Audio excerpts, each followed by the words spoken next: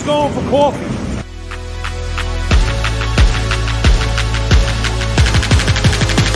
Who's going for coffee? So no one's going for coffee. Who's going for coffee?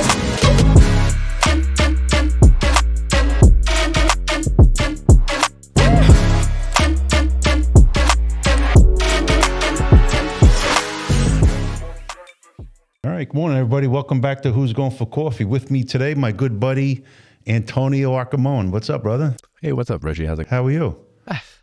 All right. Glad for happy you're coming down. Oh, thank you for having me. Give us a little time. So how's it going, man? Well, it's going good. It's weird because I'm an instructor with NEEP and I feel like my summer's over now. Yeah, you become an instructor with NEEP and there's no more seasons anymore. Once you think things settle down and then it cranks right back up again. But it's a good place to be. We'll talk about that a little bit. But, what I like to do with guys that come on, talk about what brought you to the trades in the first place. Everybody's got a unique story. Some people, they fall into the trades. Other people are here banging on the door trying to get in, right? So give the listeners a little insight as to what brought you to the building trades. Well, complete accident. Had no idea anything about the elevator union or really any unions. My family, first generation American, they came from Italy, so none of them worked in the trade. Well, my grandfather was a 79 laborer, and my other grandfather worked for Con Ed. So that's really all I really knew. Nothing about elevators, nothing. When I was about 16, 17, I started dating this girl, and her uncle worked for Nouveau. And he got me a job working at Nouveau Elevator. And that was my first introduction to elevators. So what are you doing for them at 17? I'm answering the phone. Oh, answering the phone. There you go. Answering the phone in the office, working day, night. I was at a school.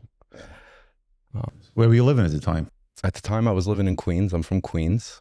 I always worked. I started working when I was like 14 years old at a local butcher shop in Brooklyn. You're not the first person that's come on here that was working in a butcher shop. Tony D'Alessandro was on here, and his job before coming in was cutting pigs up. Oh, yeah? I'm like, listen, we need people cutting pigs up. I like eating all that stuff, but you're working for a butcher. Yeah, I worked for a butcher, sliced up my finger a little bit, and met the girl, started dating. Uncle, hey, you want a real job? And I'll never forget, office job, 16, 17 years old, making $10.50 an hour. I thought I was rich. My half times have changed. What year was that? $10.50. That was in 2003. So that's how it started with me into the elevator business. And then, just from talking to the Nouveau guys in the field, they were talking about how, when you get of age, you got your diploma or anything, you should try to get into the union, the elevator union. So I started out, I worked non-union also. And then I got organized into Local 1. And it was like one of the happiest days of my life. I was like, wow, I finally made it to the union and I couldn't be more happy. I mean, the union just opened up so much. I mean, all the trades, they're great. They all have their advantages, whether it's medical, pension. It's just great. Great career. I'm so happy. I kind of just stepped into it. I didn't 17, finding out about elevators for the first time, it changed my whole perspective. So you didn't work in the field at Local 3? No, I didn't. I was a non-union guy. So you worked in the field for a non-union sector? Yep, non-union. I had an issue, I didn't have my diploma yet, so they couldn't put me in. Then I got my GED. What'd you print one out down in the basement? No, a buddy of mine, No, but I got my GED. And once I got my GED, then that was it. I was able to get in. So did you come into Local 1 right from working in the field? Yeah, non-union, yeah. How long did you work in the field non-union? I worked like 8 years. 8 years, wow. Yeah. I got into the field, I was like 18, 19. So I worked like a year or two just in the office, and then So when you got the gig working non-union in the elevator business, you probably thought, now I really arrived. Well, I did, okay. but see, the thing was, I knew as long as I was able to get into the field, I would one day be able to get into the union. Whether it was 3 or 1, I knew I was going to be able to get in because that was the goal now. I saw what it was when I was on the inside over there in the office, and I was like, I need to get into a union. Like these guys make. So for you, going non-union was that stepping stone to get into the union. You just wanted to get that trade experience. Correct. Yeah. It was tough too because at that time you're talking about 2005, 2006, and then like 2008 was the recession, so there wasn't that much of recruitment at that time, and there was a lot of I guess there was a lot of layoffs at that time during the recession a little bit. Yeah, we went. So I'm going to say 2007. Local One ran a recruitment, and we didn't do another one for a good 7 years. Like I came in and took over the school in 2012, and it was a good 2 years before we ran a recruitment. Yeah, the industry, the whole trades just went. There was no hiring for a long time. Yeah, so I had to wait, and then finally got in. So how did you get? Did you do a recruit? Did you come into the recruitment? I was organized. Organized. That's right. Freddie McCourt. I know that guy. Freddie McCourt. Yeah, then, it's a great gig. You learn so much. And then, like, when I was looking on the outside and looking in, I didn't expect it to be so much technical. Like, when I first got into the field, they're like, oh, besides knowing what an elevator does, you got to know electricity. You got to know how to be a carpenter. You got to know cement work. When you got to patch up the holes around the machines, you don't realize how much you need to know in order to be an elevator. Yeah. It's a combination of many trades, our trade. Yeah, no, it is. And somebody told me too, I was a Local One member too when I was already organizing. Maintenance guy. He always told me the way to learn is always to throw yourself and immerse yourself into what you go into. So always try and always stick into it. And the more you throw yourself at things, the more you learn and the more you absorb. So that's all I've been trying to do. Every time I see something, I learn something new. I try to write it down. I try to absorb it. This way I always have it because, as you said, now I'm a NEEP instructor. So I try to let the future, all the apprentices, I try to give them knowledge so they could be prepared into this trade.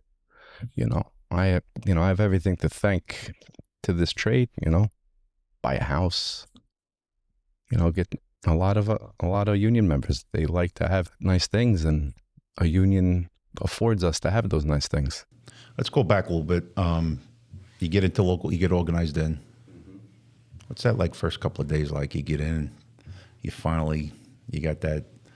You're organized, so you get that card right away. You find that now you really arrived. It was great. I had the white card first. Yeah. And then when I got sworn in, I was like, wow, that's official now. What was your first job? My first job? So you came in as a journeyman. Yeah. Okay. Came what was in your as a first journeyman. job? Let's see. I worked at Hudson Elevator. Funny story is I also worked for Otis Elevator, but I worked for Otis Elevator in Local 71, Miami. So I worked Local 71, Miami, Otis. I worked for Hudson Elevator. I worked for Champion Elevator. And now I'm currently at Mod. So are you trying to get like all the shirts? Is that your goal in your career, to have like 40 shirts in your closet? So I made a move. The first move was from really Hudson to Champion. So when you got organized, it was to Hudson? Okay. So then I went to Champion. And the reason I went to Champion, I had a buddy that was a foreman over there. And I know Champion had a lot of different buildings and a lot of different types of controllers and equipment. And I wanted to learn more so I could better myself and kind of raise from journeyman to try to get into that like adjuster foreman role. And that's why I went to Champion. And I'll give Champion credit. They have a lot of work, a lot of different equipment, and you learn a lot really fast, especially working night calls. You learn a lot. You do. You know, no, it's also because there's nobody there to help you. You really have nobody to call at night, because if it's 2 a.m, who are you calling? Right. If you're in the deep end of the pool, you got thrown in. That's it. And I always recommend that, even, you know, if you're in construction, repair, whatever, if you want to really learn controllers and tracing and troubleshooting, go on the night call list for like a month. You'll be exposed to a lot in a short period of time working night call, and the moment you think you know what you're doing, you'll find out quick you don't know anything. You're gonna get hit with something that's gonna knock you for a loop, right? You're always gonna learn something new, Oh. no matter what you do, because there's so many different components. You think you know one thing. Oh, I know what it's doing, you know? Like, oh, I've seen this before in another building. But then somehow it's something else that's doing it. Like, you know, you learn a lot. It keeps you sharp. You know, I enjoy it. So you've been teaching now a couple of years for NEEP now. Right? This is my 3rd year. The 3rd year. So I do 600 solid state, 700, which is the troubleshooting, the print reading, and I do mechanics review. So you kind of focus on that electrical flavor and review, or you kind of going through everything? So what I do in the review is I go over everything, just a broad brush of everything. And then I ask them all questions. What is it that's tying you up? And then we'll go dive deep into that stuff, whether it's binary counts, how to trace out the brake circuit, because apparently that's a big thing right now on the mechanics exam. That's what we hear. That's what all the feedback is coming. A lot of tracing the circuit for brake. You know, unfortunately, I don't see the test, so I don't know what's on there. That's all right. I just give a broad, and I help you. I always tell them, I go over everything, but if there's something keeping you stuck that you just can't get, ask, and we'll concentrate on that. I want to make sure that you're confident going into that exam. And that's all I can help. I also tell them, you know, besides me helping you, you also have to do the reading yourself too sometimes on spare time, you know. It's a big jump when you go from 4th year apprentice to journeyman.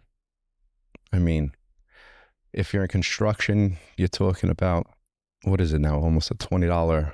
Yeah, it's a lot. It's a lot of money, but on the other hand, too, it's a lot of responsibility. A lot more responsibility. Yeah. So listen, so with review, how many times have you had guys go out, take that test, pass, and then give you a call? Almost everybody. It's got to feel good, right? Yeah. Right. You just help that guy get to that final rung on the ladder to get up to the journeyman's card. I had a guy, he passed the test in July. He called me 2 days after he took the test to tell me he passed. And he said, you know, he goes, Antonio, thank you, because without you, there was no way I was going to pass. Yeah, that's awesome, man. That makes it all worthwhile, right? Yeah, I mean, I've been doing it for 3 years too. Yeah. I mean, it's like, I remember, I'll never forget too, on my own time, I even held a teams one time, because I had a lot of apprentices that were about to take the test in about a week's time. And I said, guys, listen, if you need more review, tomorrow I'll create a Teams link and we'll do a Teams call. And it'll be a carte blanche, whatever you want. We'll go over everything. And it's not bad because I'm able to share my screen and I could show them prints and PDFs and everything. And that was actually pretty cool. That was like 3 hours. I did it in my basement. Wow. That's good. Yeah, you know, you got to remember too, the more people that pass their test and become journeymen, that means now we need replacements. So we're always able to replenish the work, the staff, right? Our members, our brothers and sisters. And that's always good. You know, people move up, people come in, people move up, people come in. That's great for our union, our trade, and it's great for every union, as long as they could keep promoting and keep recruiting, that's good for everybody. It creates jobs for everybody that needs them. It does. But you check off a lot of boxes, right? So you work non-union, you're here, you're a teacher. You're also DOB inspector, right? I was a DOB inspector for a short time. I got my QEI. Did inspection. So you worked as an inspector. That was your. Yeah. I was an inspector as well. Yeah. So you were inspector before coming into Local 1? Yes. I was a DOB inspector. That was my transition in between non-union to union. Call that a bridge gap. Little bridge. Yeah. That really honed, because not only now do I know how to work on them, now I know what's the code for them. Right. And like I said, throw yourself at things, try to absorb. And that's what I did. You know, I try to spew out as much code as I can, because you got to remember, code is safety. Besides, it's safety for the public, the people that use it, and it's safety for us as well. Right? That's what all these fail safes are for the people that get on them every day and for the people that have to work on them every day. So I would assume no regrets on how your career path has progressed from answering the phone to journeyman at Local 1, an instructor. I mean, I do have one regret. I mean, I wish I would have gotten in sooner. Yeah. That's it. But you know what? Your path in life is what defines you as a person. That's right. Listen, every step you take has got to happen for you to get to where you are. If you're happy where you are, where you're sitting right now, and what you're doing every day, well, then everything you did, including the mistakes, had to happen. Because you change something, you can change everything. Oh, yeah. No, I mean, that's what I'm saying, right? Our decisions define us, makes us who we are. You know, it was a long journey, made it, got here. Happy. Listen, we're happy to have you, Mo. You've been a great addition to the NEEP staff. You know, it was always running the school, coming in, and you see these great instructors, these guys that have been around. Some of them still here, but you know there's going to come a point in time where they're not going to be here anymore. It's no different than the field. You know, you look at like service guys in the field, you know, some mechanic that's been on a route for 30, 40 years. You're not replacing that guy, you know, with somebody that just passed the test. I don't care how smart that kid is, right? All that experience. And it's the same thing with the NEEP instructors, right? These guys that have been teaching and they know the curriculum, you know, front and back. And to replace, you know, it's hard to replace that kind of talent, right? It's always been, it's a challenge every year. Who might be stepping out the door. You don't want to wait until they leave. You want to kind of try and jump the gun a little bit, maybe bring somebody on.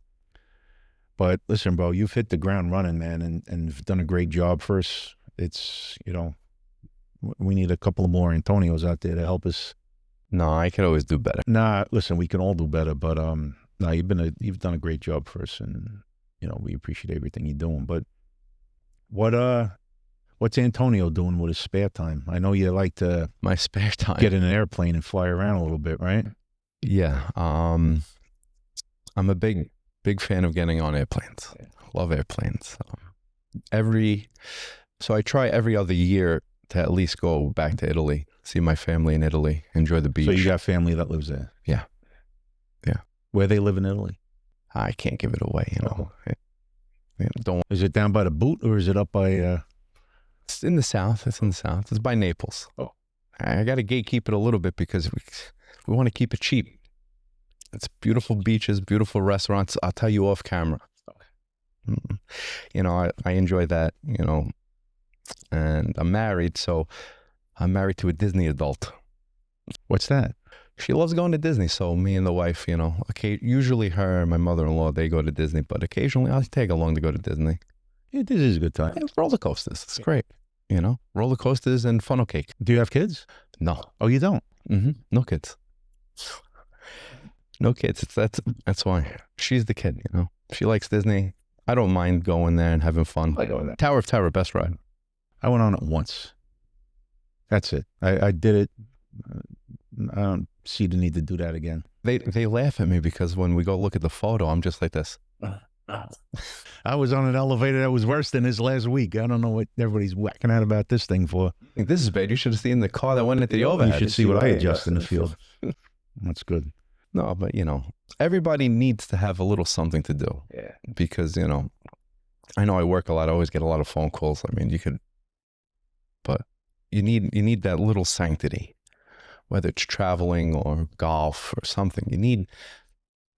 It kind of recharges your batteries, Listen, we've had conversations about traveling. I've been trying last couple of years going over to Europe, trying to hit a bunch of countries, and every country I blurred out that I've been to in the past 3 years, you've been there. Like, you're my guy now. And I called my wife for talking about, hey, what do you think about this? I'm like, I got a guy I can call up. He's been there. I guarantee it. Yeah, I know. You've been to a lot of spots over there. I've been, Amsterdam is a very good place. And I've been to the Netherlands. Amsterdam is very nice. It's weird when you go to Amsterdam, because you've been to Amsterdam. I haven't. You haven't yet? No. I know you were thinking about going. Absolutely. What's weird is you go to Amsterdam, it looks like you're on the Upper West Side of Manhattan or somewhere in Brooklyn. Nothing but brownstones that look just like the buildings here. And you realize how, wow, yeah, we were part of the Dutch at one time. Yeah. The buildings say it. It's such a different life. I do recommend, if you have the means, travel. I recommend it too. And it's only the last, I think 3 years ago was our first trip. We did 2 years ago. It was 2 years ago. We did Germany, Austria, and Switzerland, right? Every time we go, we try and do at least one country. Last year was Germany and Italy. We did a Mediterranean cruise, but man, every one of these countries that we go to, like, there hasn't been a dud at all. Like, they're all unique in the history and the culture and the architecture. It's like unbelievable. We come back home and we take for granted some of the things that we do have here, but oh man, you go over there and you see these churches that are 1,000 years old. And 1,000. I've been in places that were built in the 7th century BC.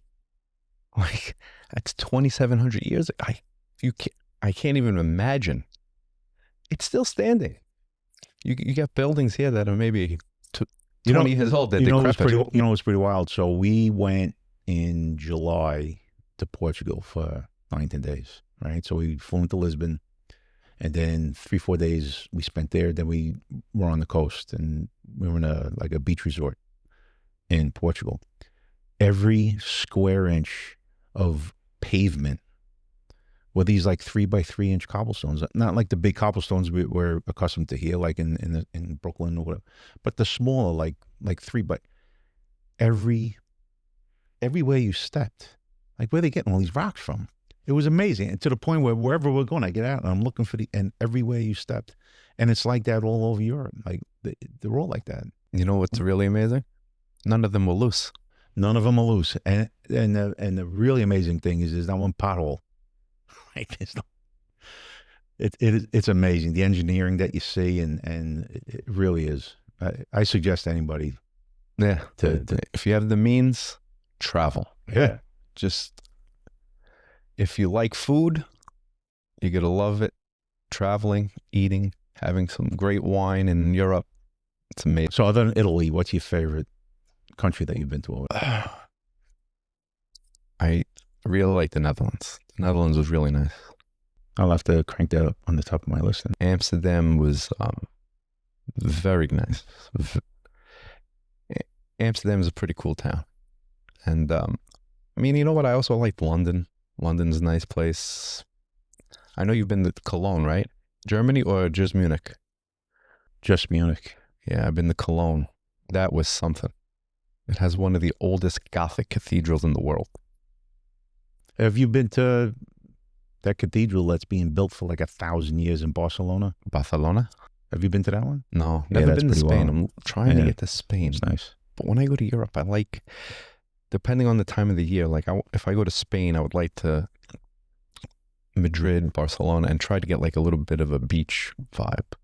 But like, I've been to Brussels. Was a great town too. Phenomenal food in Brussels. Chocolate. It's my next conquering is try to get to South America. Yeah, well, you probably won't see me there.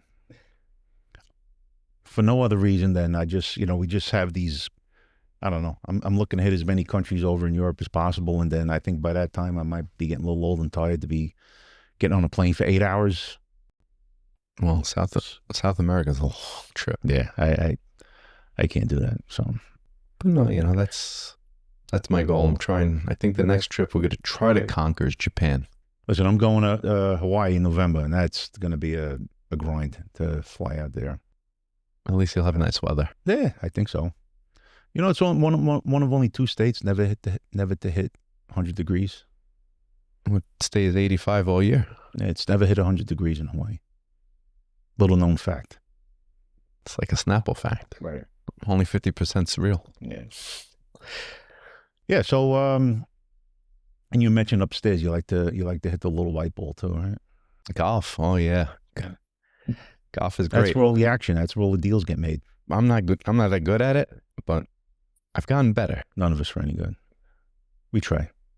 Yeah, you know, that's why, you know, you go throw a box of balls around. You know, is that my ball? It says Titleist. I wish hitting one. Yeah, but yeah, that's mine. I'm gonna hit it. But yeah, no, you know, like I said, with what we do, or with any tradesperson does, with the amount of work that has to be done, you know, waking up every day, 4 a.m, 5 a.m, sometimes not even getting home until 7 o'clock at night, 8 o'clock at night. You know, you need that little break on the weekends if possible, you know, because there's always overtime. But I always recommend try to take at least one day for yourself. And when I say yourself, like if you're married, you know, with your spouse, just take one day to just relax and do things you like, you know. Yeah, you got to shut it down once in a while. Recharge your batteries. You know, you don't realize too how glued we are to our phones until you go out to dinner one night and you see everybody on their phone. Everybody on the phone. It's like, wow, what did they do in the 70s? You know? So listen, we have probably a recruitment coming up soon. You know, every couple of years, 3-4 years, 2-3-4 years, the locals run recruitments. And like if you had a kid that didn't really know what they want to do, like most kids coming out of high school, they think they know what they want to do. But, you know, if you were to talk to somebody that really isn't really sure of what they want to do, you know, what would you tell them about our trade or the building trades? Like what, you know, get away from you can make good money, the benefits and all that jazz, right? Those are the easy things to bring up. But some of those unique things about working in the trades that a young kid might not realize. I'll give you an example of what I would say, right? One of the great things about the trades is the skills that you develop, right? That you're able to bring home. So I'm not hiring anybody to wire up an outlet in my house. I'm not hiring anybody to fix my deck. I'm not bringing anybody home because, you know, something broke. I can do it myself, right? That's one of those benefits of working in the trades. You're going to develop these skills. But there's always, I like to ask guys, there's always these little things that most people don't realize, you know, especially talking to somebody young coming into the trades that they don't realize. Well, so you mentioned about a home, right? You were able to go home, you know, you could swap out an outlet, you know, it's little things, you know. I mean, you know, if you're knocking down walls, maybe not, but that's a key thing too, home, right? You know, you're able, I know it's the money aspect, but like, you know, you're able to learn a lot. You'll be able to, you know, home prices, but you know, you'll probably be able to buy a home, hopefully. And what I would say too is when you're coming out of high school, right, you either have a choice. You either got to go to work or you go to college. I would say, depending on what you want to do in life, and you probably don't know what you want to do because you're only 18 years old, you're graduating high school. I think that. Right? So what I would say is, do you want to have a job or a career? Because usually like a lawyer, a doctor, that kind of college that's a career. Right. But if a lot of college degrees, you're basically just going to get a job. You go into the union trades, that's a career. That's a lifestyle. And you get to, not only are you going to learn all these things that you'll be able to do in your own home, that you don't have to hire maybe an electrical contractor because, you could swap out, or, you could change a vanity and change out the P-trap and all that stuff. But then also the relationships, the camaraderie between the brothers and sisters of all the trades. Like, us as the elevator trade, we have our own little quirkness about us, just like all the other trades. They all have their own little quirknesses about themselves, but you see the camaraderie between everybody. It's almost like everybody's friends. That's a big thing. That's a big thing that a lot of people don't realize. And you talking to these vets that come out of the military, right? We have a relationship with Helmets to Hard Hats. We bring in the vets all the time. And a lot of times those guys, they're looking for a job. They're also looking for that camaraderie that they had, right? And a lot of them will tell you that this is the closest to that, right? Having somebody's back, or somebody gets banged up and it's a collection, or whatever the case may be, where you got a lot of these, these jobs. And listen, every job, they're all great. I mean, every job is important, but it's different, working in the trades. And it's not just here. You see it everywhere. We'll see it in the Labor Day parade. It really is a big family of brothers and sisters, putting their efforts together to build this great city, and that's, to me, glad you brought it up, because that's a big selling point to these young kids that, we go to these outreach events in these high schools, and you're trying to talk to them about the trades, and you could see it's going in one ear and out the other. And then you start getting into, hey, do you know, here we have a golf club, we have a pipe band, we have a veterans club, we have a riders club. A lot of these other places don't do that. You go in, you punch a clock, you go home, and that's the end of it. So that, to me, that's one of the great things about working in the trades. It's really 24/7. Yeah, you want to go home, like you said before, shut it down, relax, go to dinner with your wife, but there's plenty of things that you can still do here, like go play in the golf outing, or go with the pipe band that practices here on Tuesday nights. That's what the fishing trip. There's so much, and to me, that's kind of like what separates, working here in the trades from a lot of other industries. It's awesome.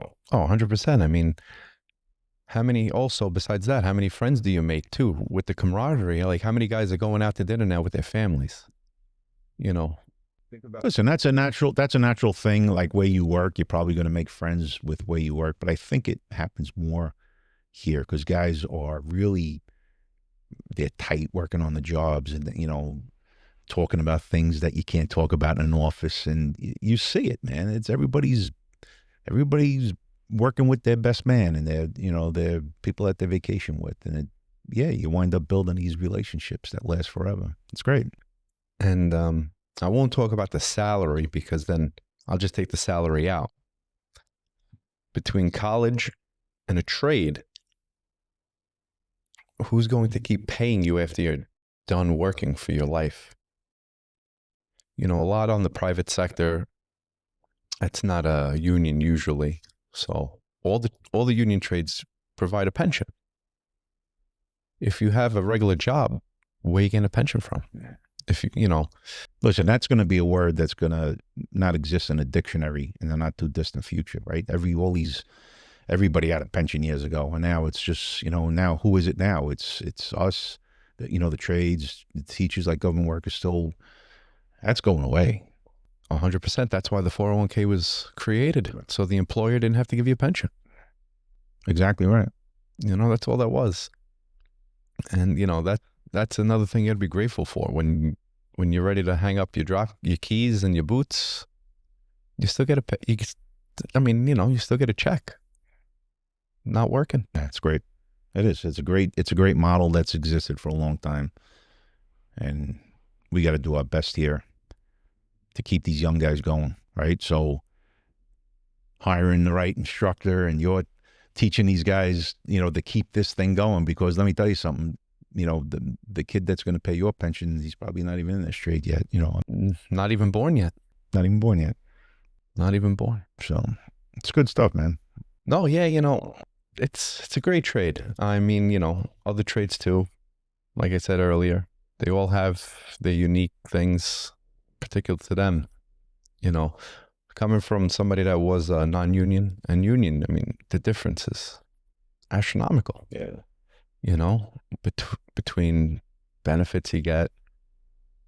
Like even you go to college, you graduate, you go get your job. You don't get free health care.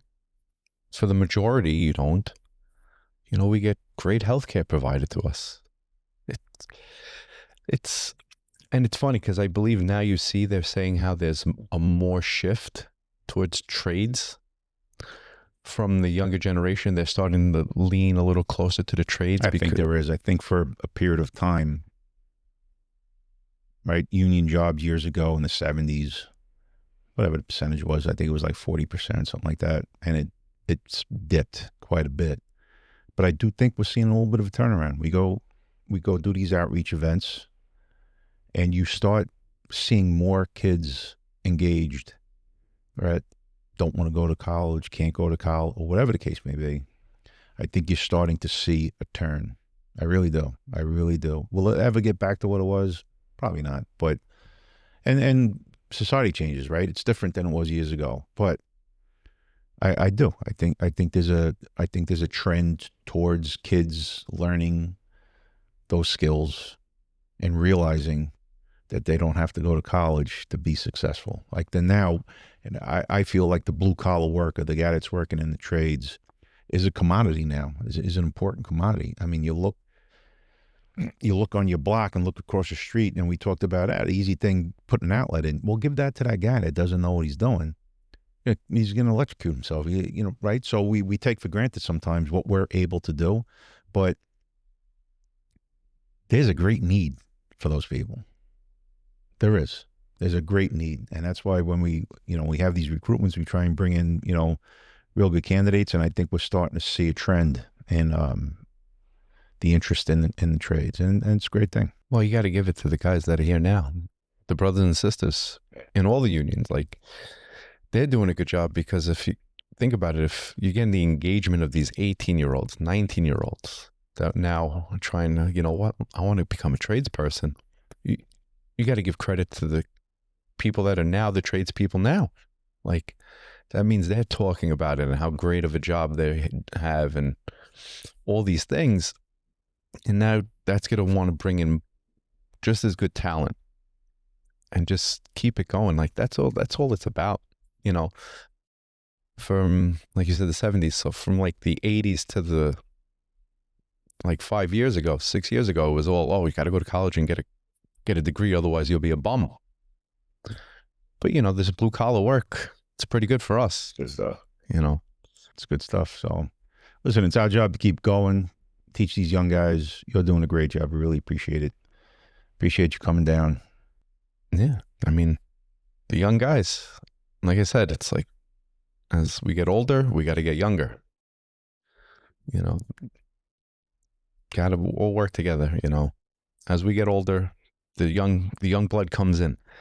The young blood has to keep it going, right? Rinse and repeat. There you go. I used to be the young guy. I mean, I'm still young, but I used to be the young guy.